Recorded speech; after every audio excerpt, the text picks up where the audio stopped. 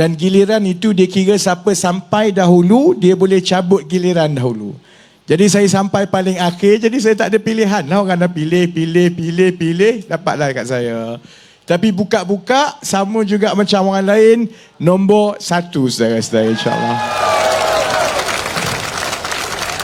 Sebelum saya mula pasal kempen kita, saya nak mengambil kesempatan ini untuk mengucapkan terima kasih kepada semua kawan-kawan dan sahabat-sahabat, terutamanya khasnya dari Pandan. You have been so kind to me for the last 10 years. Saya daripada dulu lagi, saya selalu ditanya oleh pihak media macam mana menjadi ahli parlimen di Pandan dalam keadaan saya terpaksa kejar macam-macam. Kena kejar lembu, kena kejar kondor, kejar Najib, kejar Rosmah, kemudian kena kejar dengan polis kan. Jadi dia bukan mudah. Tapi oleh kerana kalau saya boleh beritahu kepada seluruh rakyat Malaysia, kalaulah banyak pengundi di tempat-tempat lain cukup bertimbang rasa seperti pengundi di Pandan, mudah ahli parlimen itu untuk tumpukan perkara-perkara yang juga besar seperti melawan rasuah dan sebagainya. So thank you very much. I'm back and it feels like home. Baik. Ini hari pertama kempen. Kita ada 14 hari. Saya selalu ditanya, macam mana kita boleh menang ke tidak ni kan? Macam saya ahli nujum pula. Saya tak pakai bomoh tau. Dulu Najib dengan Rosmah je pakai bomoh. Saya tak pakai bomoh. Tapi bezanya ialah kita ada teknologi. Dan teknologi itu dalam tempoh 7-8 tahun yang lepas telah membolehkan kita mengenal pasti sentimen penyokong dan juga sokongan rakyat tiap-tiap hari. Kerana kita ada sistem komputer yang menelefon pengundi secara rawak tiap-tiap hari puluh-puluh ribu orang. Sama ada orang boleh jawab atau tidak, dia akan jawab, dan kita ada satu kumpulan data saintis yang akan menguji, yang akan menyemak. Jadi kita lebih kurang tahu berapa tahap sokongan kepada PKR, kepada DAP, kepada Amanah, kepada UPKO. Bukan saja mengikut gabungan, tetapi mengikut parti juga, mengikut umur, mengikut kaum, mengikut latar belakang pendidikan. Kita ada semua data itu. Jadi berdasarkan maklumat-maklumat itu membolehkan orang macam saya ada sedikit bacaan yang lebih dekat berbanding dengan Zaid Hamidi lah. Banding dengan Zaid Hamidi. Sebab tu Zaid Hamidi masuk gaung sekarang. Sebelum saya masuk soal ramalan kita kat mana ni, saya nak tanya. Bila kali terakhir saudara-saudari dengar apa-apa daripada Zahid Hamidi? Dalam tempoh 2-3 minggu yang lepas, ada 2 saja pengumuman daripada Zahid Hamidi. Satu ucapan dia yang semua orang ulang sekarang, you're next, you don't laugh. Itu yang pertama.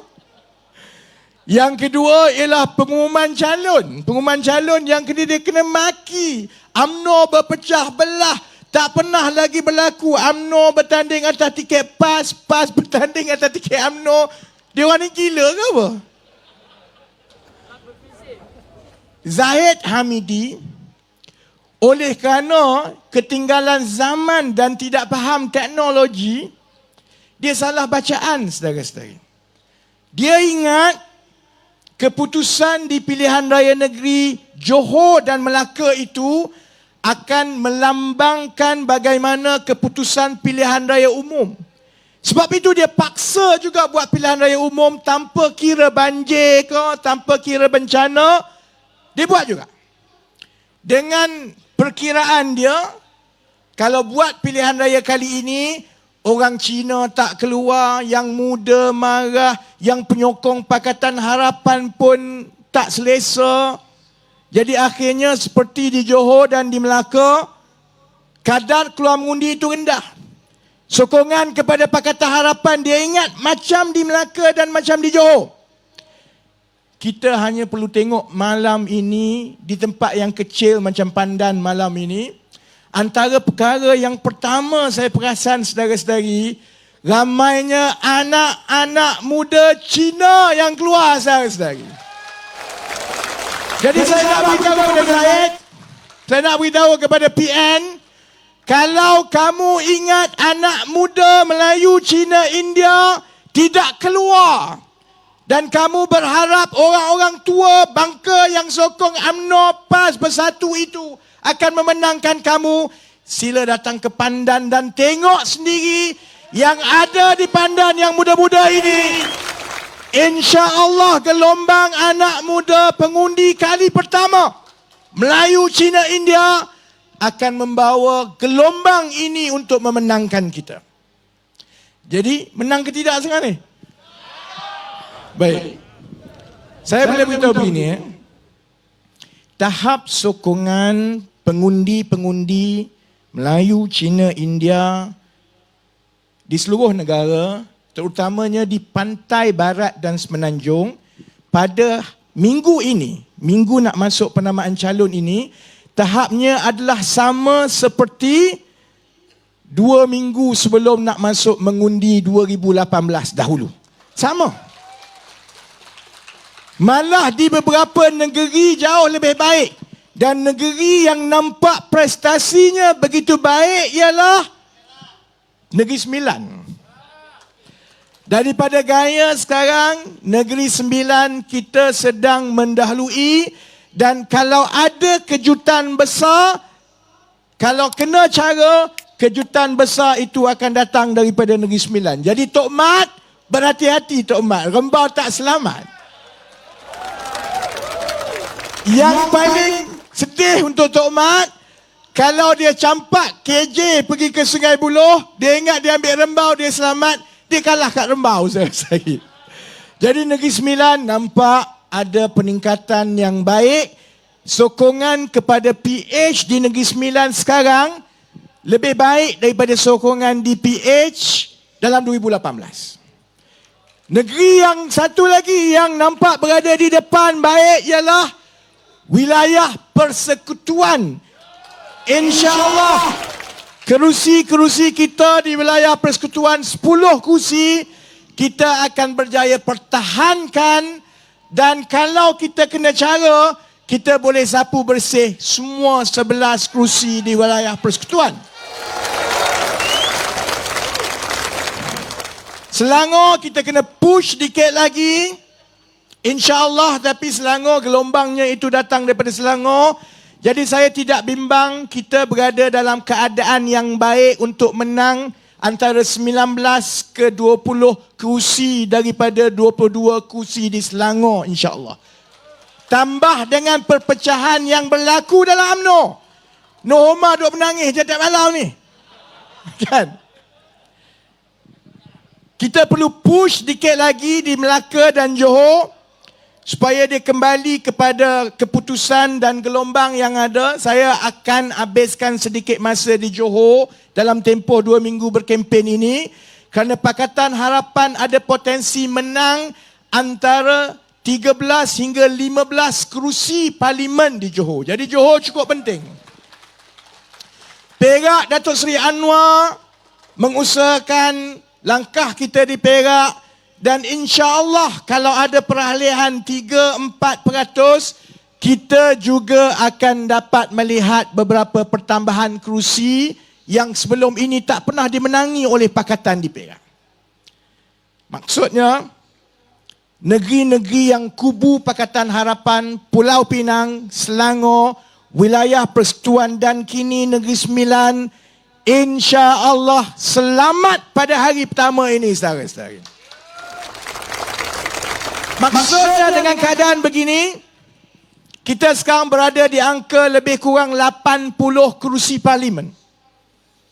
Kita ada 2 minggu untuk kita kempen bawa seramai mana pengundi, terutamanya yang muda, untuk keluar mengundi. Pelbagai kaum, kerana lebih ramai keluar mengundi, maka insya-Allah peluang itu lebih tinggi.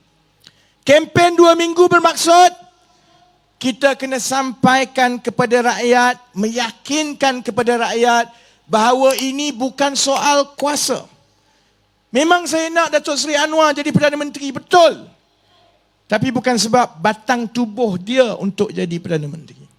Saya nak dia jadi Perdana Menteri supaya dia bawa pasukan yang baik daripada semua parti, termasuk yang bukan orang parti pun. Seterusnya dia menerima keadaan bahawa Malaysia ini sudah teruk dan kita tumpukan sebagai satu pasukan untuk memperbetulkan segala yang buruk dalam negara ini satu persatu. Itu yang saya nak dan kenapa saya balik semula ke politik, saudara-saudari. Bukan sebab soal jawatan. Tapi kita juga kena yakinkan rakyat bahawa kita ada rancangan, ada idea yang kita boleh selesaikan satu persatu supaya rakyat yang masih lagi atas pagar ini, dia akan beralih kepada kita. Baik. Sebab itu perkara pertama yang kita kena buat dan yakinkan, yang kami cuba buat sekarang, ialah untuk membuktikan bahawa pimpinan calon-calon yang dibentangkan oleh PKR dan Pakatan Harapan adalah calon yang bersih daripada rasuah. Calon yang berkelayakan. Calon yang ada kemahiran dan kepakaran masing-masing. Calon yang tidak takut bercakap walaupun berbeza pandangan dengan ketua dia. Sebab itu kalau saya berbeza pandangan dengan Amiruddin, orang kata, dia orang ni tak boleh bekerjasama. Yang ini seorang macam ini, yang ini seorang macam ini.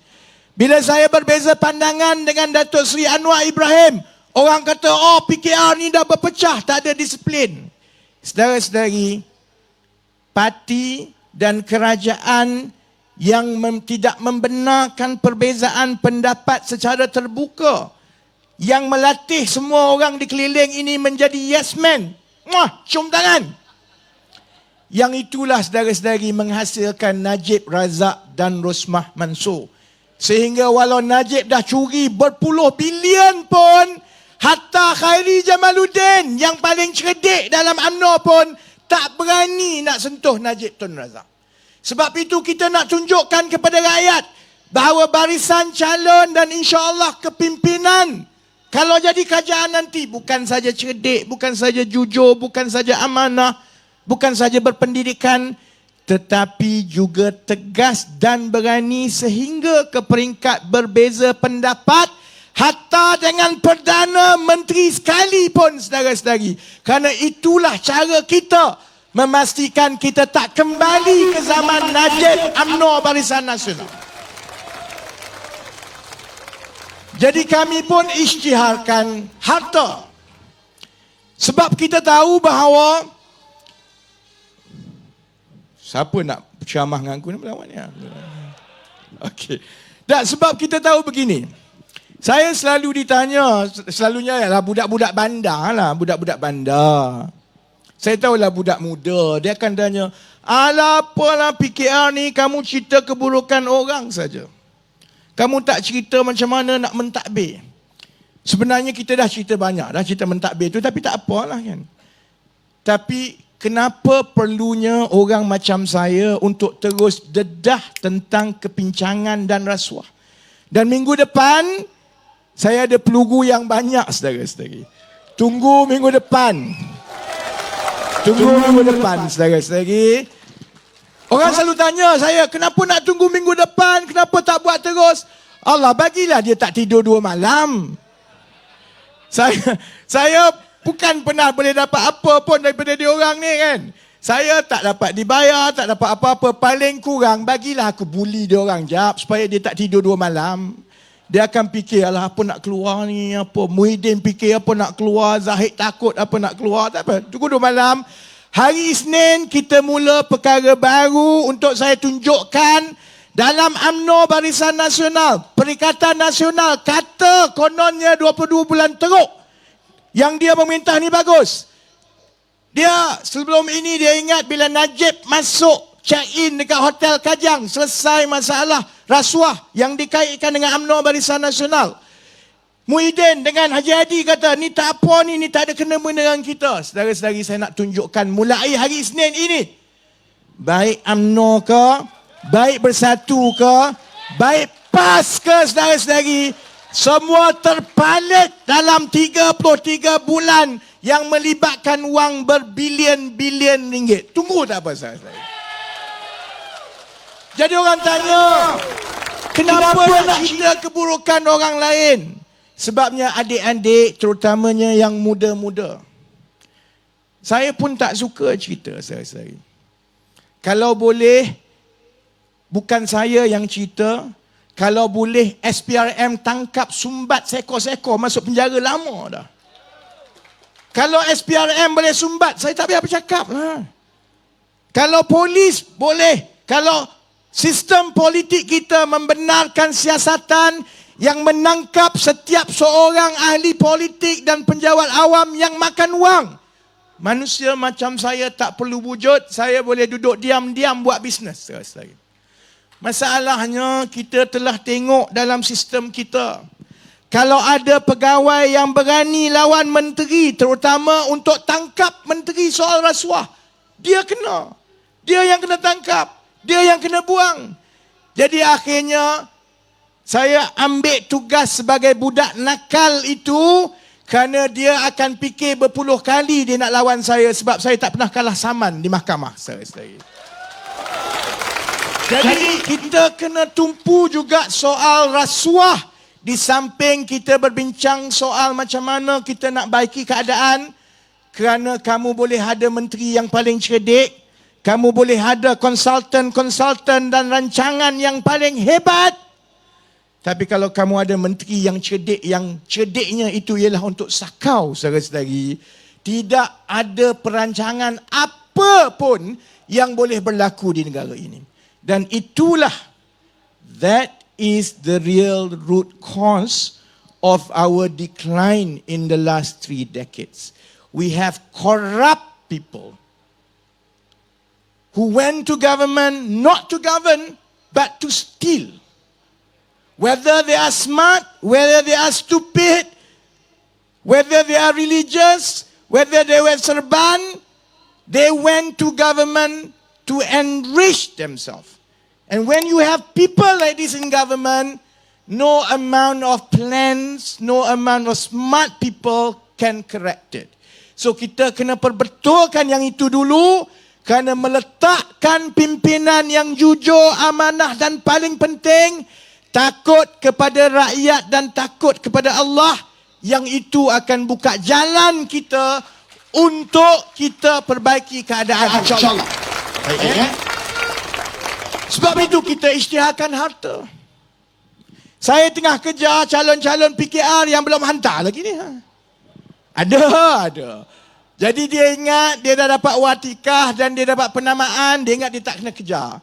Jangan bimbang saudara-saudari, saya akan kejar seko-seko lepas ni, siapa yang tak bagi lagi. Saya rasa dah ada, tapi dia orang sibuk di kawasan masing-masing, jadi kita kena kejar. Tapi penting untuk kita isytiharkan harta. Sebab bila ahli politik tahu bahawa setiap sen wang mereka itu akan disemak oleh rakyat, dan dia kena tunjukkan macam mana setiap sen dia dapatkan wang itu, dia tahu bahawa dia tak boleh buat sewenang-wenangnya kerana orang memerhatikan. Baik Saya tahu rakyat semua suka. Saya tahu rakyat semua mengalu-alukan. Yang saya lawaknya, yang paling bising kritik ialah geng UMNO, geng Bersatu, geng PAS. Kita ambil geng PAS dulu. PAS dulu, masa zaman PAS dengan kami dalam Pakatan Rakyat masa tu. PAS ni dalam pakatan mana dia tak pernah masuk. Segala jenis pakatan dia nak masuk dah ni.